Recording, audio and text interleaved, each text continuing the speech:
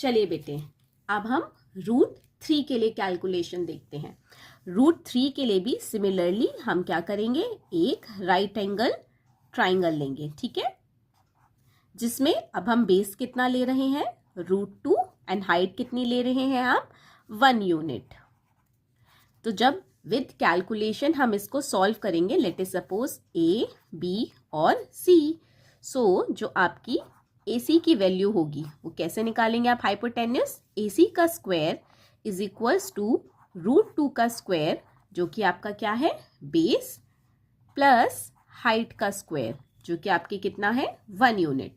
सो हमें पता है √2 का स्क्वायर इज 2 प्लस 1 का square is 1 and 2 + 1 is 3. So AC square is equals to 3. हमें पता है कि अगर हम स्क्वायर हटाते हैं तो हम क्या लगाते हैं, √3। इसका मतलब जो हमारा हाइपोटेन्यूस है वो कितना आ जाएगा, √3।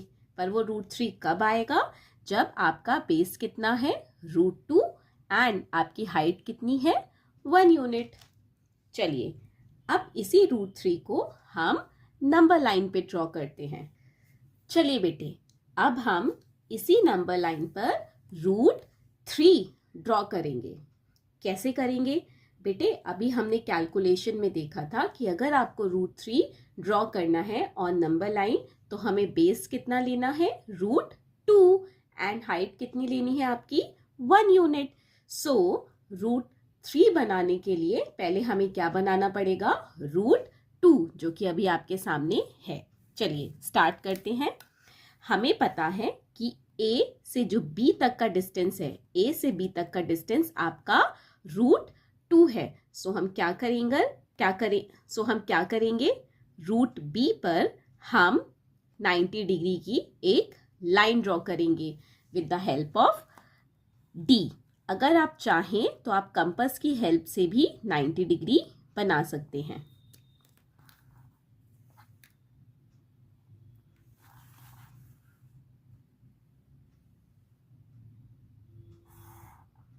ये हमने क्या करी, B पर एक 90 डिग्री की लाइन ड्रॉ करी।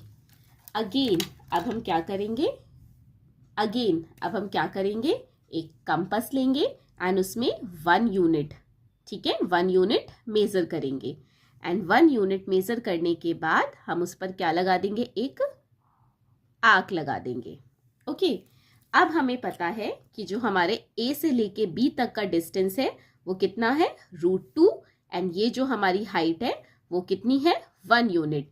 तो हमें पता है अगर हमारा बेस √2 है और हाइट 1 यूनिट है तो जो हमारा हाइपोटेन्यूस होगा उसकी वैल्यू कितनी होगी, √3। ये जो हमारा हाइपोटेन्यूस है इसकी वैल्यू कितनी होगी, √3।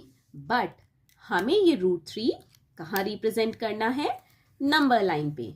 सो अगेन हम क्या करेंगे, 0 से √3 की वैल्यू को मेजर करेंगे, ठीक है, 0 से √3 की वैल्यू को मेजर करेंगे एंड धीरे धीरे हम क्या करेंगे, नंबर लाइन पर एक आर्क लगा देंगे।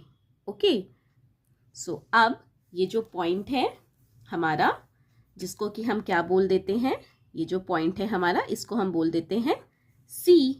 सो अब A से C तक का जो डिस्टेंस है आपका, A से C तक का जो डिस्टेंस है वो आपका कितना है, √3, और जो √3 होता है उसकी अप्रॉक्स वैल्यू कितनी होती है, 1.73। सो इसी तरीके से आप चाहें तो और भी रूट वाले नंबर्स को नंबर लाइन पे रिप्रेजेंट कर सकते हैं। आई होप आप सभी को समझ आया होगा। Thank you.